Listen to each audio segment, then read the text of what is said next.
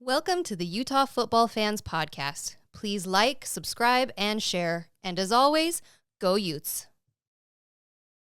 We're going to play a game called 5 Burning Questions. So I'm going to ask you these questions. Feel free to answer, too. Answer in the chat, of course. We're going to want to hear your 5 answers. burning questions, huh?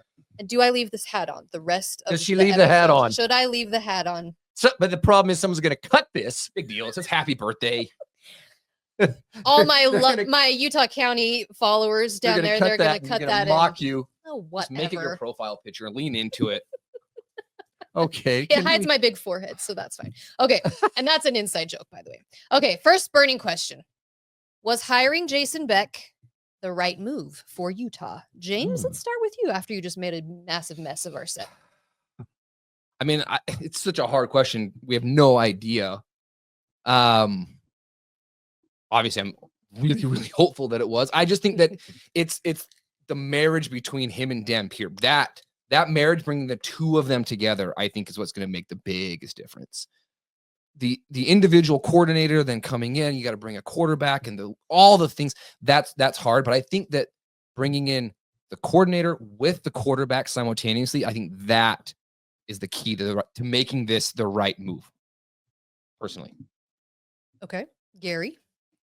Absolutely, man. I'm all in on it. Yes. The more I listen, the more I hear, the more I actually look at New Mexico's tape and of games and stuff like that. And I listen and hear guys who know football. Young dude, and I agree, guy. Bringing the QB, but his system, the spread, his philosophies, I listen to him, what he wants to do.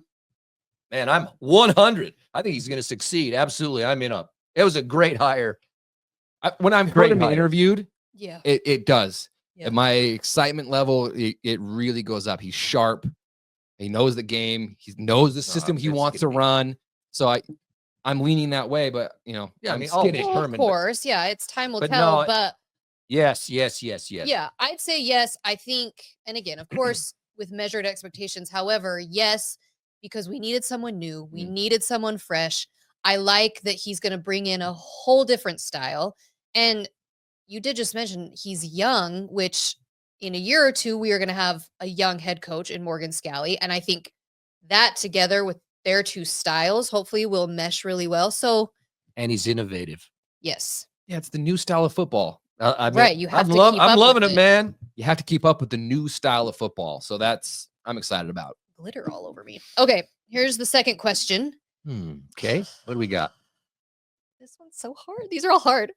Will Devon Dampier be a top tier quarterback or just a mid quarterback? Are you talking conference? We'll have a specific for me. I mean, I'm just looking. Yeah, we got a conference of great quarterbacks. So I know that's the thing. Maybe the best in the country. Yeah. So top tier in the conference. Let's say Big 12 conference or middle. Not the nation. We're going to just go Big 12. Yeah. Gary, you go first. Yeah, he's going to be in the top tier. I'm not saying he's going to be the top QB. I don't know what the tier consists of, but as I just think about it, he's not going to be mid.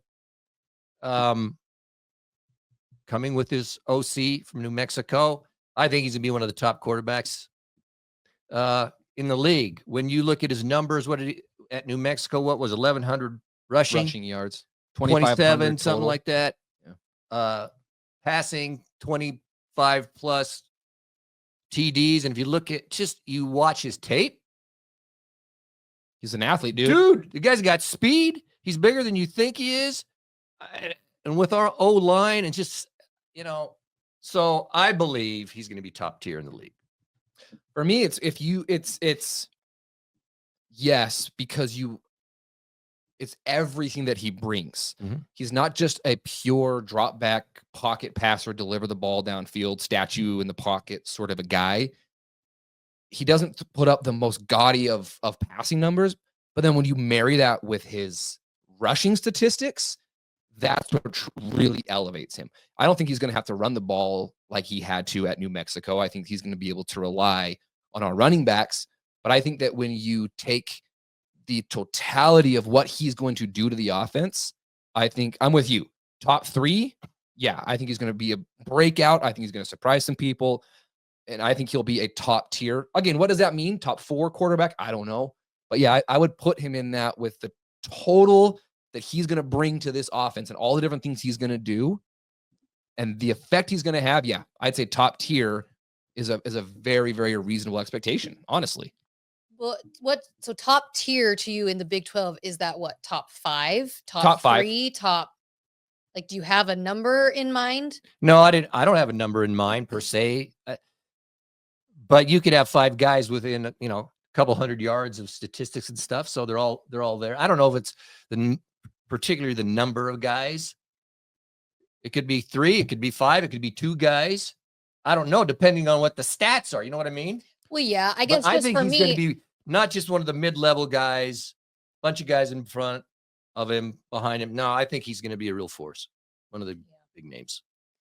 I mean, that just for me, I can see him being top 5, 6. Okay. I don't know about higher than that because this league has a lot of good quarterbacks and quarterbacks with experience. Now, Guy coming Dampier, back. yeah, he's got the experience, but at a different level. And I'm hopeful that his talent will shine through at this level. However, you've got the guy from Baylor, the kid from Kansas State. I mean, Arizona State has their guy coming back, and there's a lot of guys that are coming back with the experience. So can he rise above all of them? I hope so, but so the question is, will he or won't he? I say he will. Yeah. Okay. Next one. Our wide receivers. Are you confident that our wide receivers this year are going to be able to excel this season? So are we going to define that, I guess, however you want, but you know what I mean. Right. Are we going to have an effective wide receiving core this season? It's the position group that gives me the most pause. I just am so uncertain about our wide receivers and going into, I've heard guys' names and I've heard this guy's been impressive and this guy's done that. And it's starting to separate. My gut is excel. Again, what does that mean? Initially, I would say no. Okay. Mainly because one, we don't even know who the number 1 guy is. In years past, at least it's been, here's our number 1. Vele's our number 1, or whoever is Singer's going to be our number 1. I don't even know who our number 1 is going to be this year. Plus, just the experience of the past. I know it's a totally different offense, but experience of the past, we never have a wide receiver that just goes off and has 1,500 yards receiving. I know it's totally changed. It's a different offense, but historically, we are built on tight ends and running the ball. Yeah, but it's going to change. You got to throw that out of your brain. We'll see. We still run the ball quite a bit. We still got a room full of tight ends. That's true, but the system is anyway. It's different. So I just need to see it. My initial gut is no. I hope I'm wrong. It'd be great to have 2 receivers over 1,000 yards, maybe for the first time ever.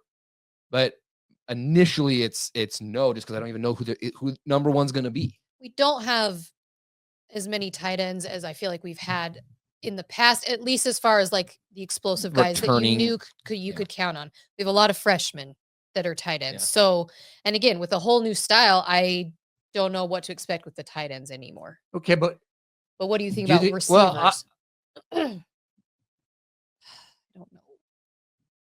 I think they're going to excel. I think they're going to turn out good.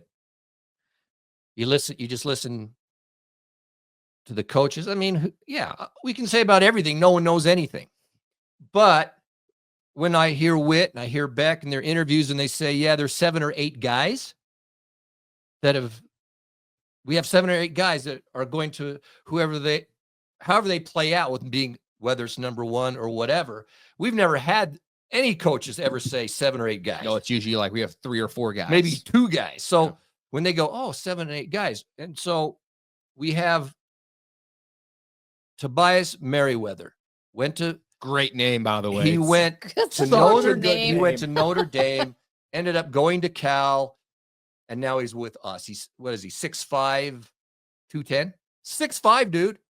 Yeah. The guy is huge, and he ran track. So you have to have some speed. So there's a guy, Zipperer, who's been with us. Zipperer? I've just, listening and watching, talking about him and his speed and his skill. Yeah. Now, JJ Buchanan. Buchanan's the one that I've seen a bunch. So he is considered a tight end. Yeah. But a flex tight end, not the big beefy, go in and block guy. But that works in the spread because Mismatches. You have wide receivers, you have these bunches, you have the tight ends that will split out, you have a running back, and you have Dampier. Mm-hmm. And the whole idea is put stress on the D because you have to cover all of these things. And if someone misses their assignment, it's a one-on-one assignment. Well, and Steve, our boy, just brought up Nate Johnson's back. Oh, yeah, Nate. I forgot Nate Johnson. Yeah. They're putting him as receiver. So yeah, I'm telling you, he's listed as a wide receiver. So he's a guy. I think we're going to be good. I would, like I said, I want nothing more than to have weapons all over the field. We have some wide receivers with amazing Great names. We've got some great Tobias names. Merriweather. Love that name. Creed, Whitmore, Zipperer. Zipperer. Is it Whitmore or Whitemore? Whitmore, I thought, but hey, as someone with a WHIT last name, I know your pain.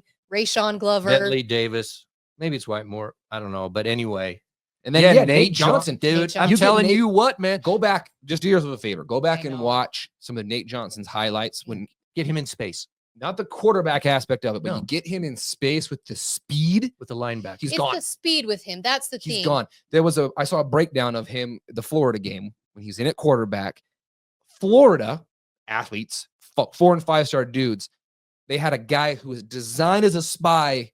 He ran past that guy like the dude wasn't even playing the same game. We never saw him catch the ball, though, really, right? No. We just saw him play QB and he would run. Yeah. So we've seen his speed, but we haven't actually seen him. Get him on the outside. Oh, I know. He's an athlete. So like, I'm saying, I think we're going to be good. When you got a dude that's 6'5" and fast, apparently, and you're hearing good things. And I mean, I have to break the mold in my own brain about what I've been watching for the last year. I know. It's true. Totally different. And our receivers are not built as these skill guys. Right. This pro set, methodical kind of stuff. Now we got Sorry, I have to take this off. all these skill guys that are going to be put, $1.25, which I like hearing Beck say, putting them in positions to succeed, what their strengths are. That's what I've heard of innovation and stuff like that. That's why I think I do believe, Larry Simmons. Yeah. What do you do well? We're going to put you in that position over and over and over. What you do well to expose the defense. That's the whole thing of this offense. Tape and not even look at Dampier so much. Most of it's his tapes, but you watch the sets and you watch what the receivers do. Dude, man, this is a receiver-friendly offense. You can come here and do some stuff. It's true. I mean, we are just so ingrained in what we've seen of Utah football. Which leads us to our number 4 exactly, question. For the last however many years. And so it is hard to think that something's going to be totally different that we've never seen before.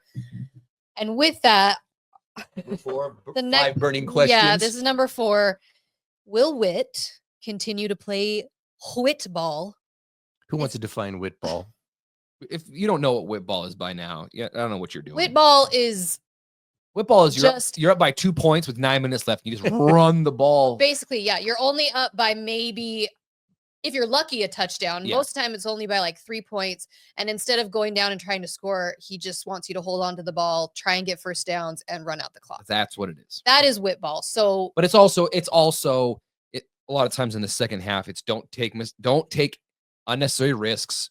Really, really, really protect the football, which I agree with. That, I mean, turnovers is the number 1 statistic that's going to dictate if you win or lose a game.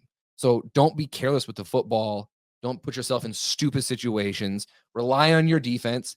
If your offense doesn't have it, punt it down there and make them go 85 yards over and over. That's Whitt ball. So are we going to see Whitt ball? So how would you? 100% Whitt is going to be the same Whitt. Yes. His makeup, look, I believe this is his last year, but there's just no way in year 23, what are we on, that he's just going to say, you know what? Throw it all over the place. Well, I don't think, no coach is going to be out of their brain, just go for it. And you're going to play smart. That's for us. But I just don't see it. Okay. What do you think? I would like to think that he's going to hand more of the reins over to Beck. However, he is. History dictates that it's going to be hard habits for him to break. And so Maybe we'll see a little less of Whitt ball, but I think it's still going to be in there. He's not just going to like James said, he's not going to switch it completely and hand. When you say that, what are you talking about? Okay, What do you here's the scenario. Offensively at the end of a game. Okay. I feel like he's the one saying, "Nope, we're not going for it. We're just holding onto the ball." Yeah. You think he's going to let Beck? No, I look at more at risky stuff. He's very conservative because he has a good D. So yeah, don't throw the ball when we can just continue to run. We get first downs, swell. But the scenario is always 4 minutes left in the game. I look at a little more risky stuff where he would never do that. But the scenario has always been 4 minutes left in the game. We're up by 4, so the other team has to score a touchdown. Yeah. We do not throw the ball. We never have. It's you run the ball so that the clock either is running or they take their timeouts. If you get first downs, great. If you don't, by the time you punt it back to them, there's 2 minutes left and they've got no timeouts left. That's how, and Whitt says, we're just running the ball the next 4 plays. We get a first down, we win. Great. If not, we're punting it and they're going 90 yards to score. That's what I mean. Which is what when they did last year. And it burned us in like 3 games. Yeah, that's what I mean when I say I feel like he kind of takes the reins from his OC in those situations. Yeah, that won't change. He is the head coach. Right. So that's what I mean. I don't see that changing. So I think yes, we are going to see Whitt ball. And I don't think we call it Whitt ball because it's really been conservative more than losing. Yeah. Particularly when we've had injury at QB, you can't do certain things. Correct. And for years, the defense has come up with the big stop. Last year, there was, like I said, 3 games where the defense did not come up with the stop that we're used to them seeing. I mean, the Iowa State game is a prime example where it's right there. Which one did you say? Iowa State. Yeah. And then, but we couldn't stop them. We couldn't stop tier them. 1 QB. True. But we had an opportunity to put the game away. And we didn't. Well, I don't really look at it as he's that different from a lot of coaches and the way things should be done. I think he'll yield some to it, but I'm not hoping we're stupid by any means. Yeah, right. Because you listen to him now. You've already said it. No turnovers. It's key, and don't give the other team good field position. Yeah. So that's just good coaching, good philosophy. Yeah. However, whatever your offense does, don't turn it over. Okay, that everyone says no that. brainer. And don't be so reckless that you're giving the ball back to the guys at the 40-yard line. Yeah. So, yes, but the thing is interesting, and Whitt has said it himself, is that the offense, and someone mentioned it here in the chat, that we're going no huddle. Right. We're going no huddle. Now, it's not. That's been said. It's not up tempo. Fast. It's not fast, but they're going to go no huddle. Which I love. And then that's when they'll get the mismatch. They'll make the adjustments. And I'm saying we haven't seen this. Yeah. It's a whole new Utah. It's a whole new team. Utah it's offense weird. with skill and spread, with a great running defense. back and a QB that can throw and run, and a Utah defense attached. I'm just saying, man. Let's hope Whitt ball will be in play. Gary, you're hyping me up, baby. I'm telling you, I am buying it. Buy in, I'm people. buying it. Buying what Gary is I selling. was watching some New Mexico tape. Wow, Gary did a deep dive. dive. Good job. When you're 79, when you're 79, 40 years. My back was killing me. He can't move. I couldn't move. He can't make it upstairs anymore, so he has to sleep downstairs. Yeah, my knees were hurting. I had arthritis. Okay. I watched some game. Okay. And you're watching these plays and the RPOs and the slants and the deep ball and just the stuff. And then Dampier his fakes were unbelievable. Handoff. You'd hide the ball. Now, I think it was Washington State who they upset last year. Yeah, they beat them. I don't know. you watch this offense, and if someone broke down, they're open. The other thing about Dampier, I'm excited about it. This isn't me breaking this down, but if you go and look at Hans on Twitter, finally he broke down some Dampier tape. Do you think that really hurt him to have to do that? Yeah, it painful. I miss when Hans was impartial and actually would do some things, but now that he's paid by a certain school, the dude's gone full on blue goggles, and it's painful because I like the guy. Anyway, he finally did a Dampier breakdown. And one of the things he points out is if we're going against zone, Dampier is great against attacking a zone. And he shows 5 or 6 clips that he knows the guy to go to, he knows the route, he delivers the ball. So that's a really exciting to see too. So Gary, I'm in. See, the other thing, 14-0, baby. the thing though, I listened to Beck. That's what they'll clip. I know. There. Clip it. I don't give a crap. What he said is, so yeah, Dampier ran a lot, but he made the comment, which I found fascinating, is they had the receivers and they thought last year, and he thought they were going to have a lot more guys actually ball out and be good. But not as many guys did, which then required to adjust, and Dampier ran it more. Yeah. So he's going to run a lot, but if our receivers are good, then he won't have to run as much. My biggest question mark. And there's design plays. So it'll just how it plays out. But I think the one thing I heard Hans, it's Hans, by the way, say Hans. is that Utah fans be patient in games, because as it plays out, it may not be going your way. you get better. But Beck will figure it out and adjust to it. That's what I want. That's too much to ask for. No, fans, that's Gary. look. Fans When I heard impatient. that, I'm going, Fans let's go, know baby. Let's go. The guy Finally. that sits behind us in the first play, he's Oh. going to be losing his mind because. So patience is not a thing that fans are The good amount at. of times that the other team will get like a first down on their first drive. I mean, the game just started. There's That's what 13 I'm minutes left, saying. and he's yelling at Scally to figure it out. I know. And you're like, they gained. I know. Just 10 that's all I'm yards. saying. Chill, man. Okay. Okay. yeah, that was a Question lot. number 5. Mm. It's like I don't even want to talk about this. You have to. Skip Five it. of Is- five burning No, no, questions. skip it. Number You're in one. charge. No. We're No. going to talk about it. Do it. Because for the last 2 years, we've had to deal with this. Mm. Is QB2, who is Isaac Wilson, that was named today, Love you, Isaac. breaking. Is that position worrisome at all? Or do you feel totally fine and confident if we have to see Wilson on the field this year? Gary, I'll turn it over to you. Gary's been talking to enough. Okay, I'll go. Oh, kiss. Wow. No, you know what? I'm going to go. I'm still worried. I will be honest. I still have my concerns with Isaac.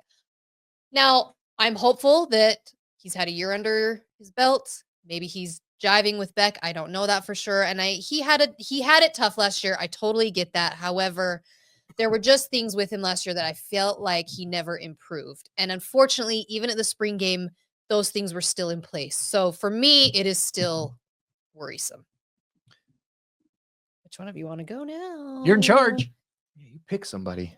Gary, because you wanted to pawn it off on him. So Gary. Yeah, I'm still worried. There's no doubt about it. I heard today Whitt said that Isaac has made a lot of improvements from last year, and he's making better reads and stuff like that. So I'm glad he said some very positive things. The only, and I mean, come on, you have to be better. All the experience he went through, but you have Devon Dampier and say he's out a game or whatever, and Wilson has to come in. He's no Devon Dampier, so the offense is going to change. And from that explosive type offense with a quarterback making it so explosive, that's gone. And Wilson's not going to be able to run like Dampier runs. So, yeah, I'm worried about it. I can't even think about it, and it scares me a lot because Dampier did run a lot last year, and he's still, whatever happens, he's going to run the ball this year. Yeah. Now, I did notice when I was watching his tape, he was really good at going down. He goes down. He gets out of bounds. I mean, I'll give him props for that. Yeah. But man, one hit, we're one hit away from. Don't. So that is what I am worried about most of all. Please don't come even on. finish that sentence, James. Same thing. Yeah, it worries me. I really, really hope that Isaac mentally can be okay. I know last year had to screw with him. I mean, the kid Yeah, it was tough, man. 18 years old. He's thrown into it. He never was supposed to be in that situation. The entire plan was hey, come in, learn behind Cam.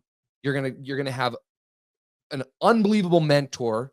You're gonna learn all this stuff, and then we're gonna hand it over to you. And 2.5 games into the year, it's, hey kid, all these expectations, they're still out there. Go out there and be the And guy. now it's on you. And now it's on you to do it. And he had just been playing high school football. Yeah, it was. It's a totally different, and now he's going against freaking Baylor's, and you know what I'm saying. So I hope that season Had to help. it had to help. I hope Beck can help mentally. The fact that he came back to Utah, it surprised me. I mean, don't forget, he went to the transfer portal, Yeah. and now he's back. So it to me, it's a positive sign that he's been named QB2. Yeah.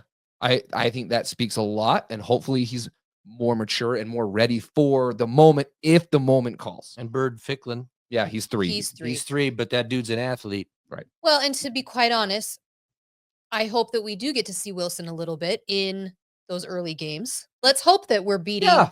who is it? Cal Poly. Poly. And Wyoming. And what? Yeah, Wyoming too. Now that one's going to be, You're up there in the. well, that's a tough Hopefully we're game. beating However, UCLA 45-0. Yeah, put Wilson in. Honestly, I'd love to see it because get some reps in a game. those are the moments you need to have to get ready in All right. case you have to be thrown in. But all right, that was our 5 burning questions.